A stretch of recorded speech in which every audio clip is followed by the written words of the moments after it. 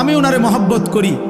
তা আমি ওনার হাত ধরে বললাম, ভাই আপনার আমি হাতে ধরে বললাম, আপনি যায়েন না, ওইটা আগুন, আপনি ধ্বংস হয়ে যাবেন। উনি ঝটকা দিয়ে আমার হাত ছাড়াই নিল। এটা সম্ভব? আমি ওনার ঘাড়ে হাত দিলাম, কাঁধে হাত দিলাম, ভাই আল্লাহর দোহাই আপনি যাইয়েন না, ধ্বংস হয়ে যাবেন, ওইটা আগুন। উনি আমার কাঁধের থেকে হাত সরাইয়া ফেলে দিল। এটাও সম্ভব।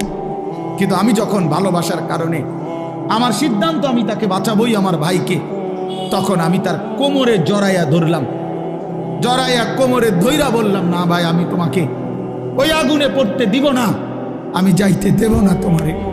আল্লাহর কসম, নবীজি বলছে, উম্মত আমি আমার এক এক উম্মতকে কোমরে জড়াইয়া ধইরা জাহান্নামের আগুন থেকে বাঁচাইতে চাই।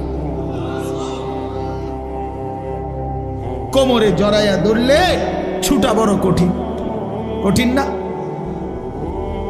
হাতে না ছাড়াই দিলেন, কাঁধের হাতে না ফেলে দিলেন, কিন্তু কোমরে জড়াইয়া ধরলে কেমনে ছাড়বেন?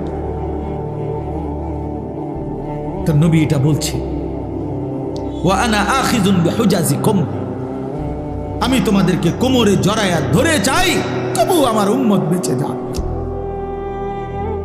আমার এক এক উম্মত বেঁচে যাক, জাহান্নাম থেকে বাঁচো।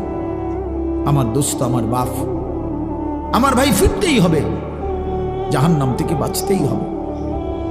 দোস্ত, বিষয়টা মামুলি মনে করেন, এটা একটা ওয়াজ করছি এই জন্য, আর 10 জন বক্তা ওয়াজ করছেন, আমিও করছি না রে ভাইয়া, এই জন্য না। সারাটা দিন রাত এই দৌড়ের উপরে থাকি, দৌড়ের উপরে থাকি।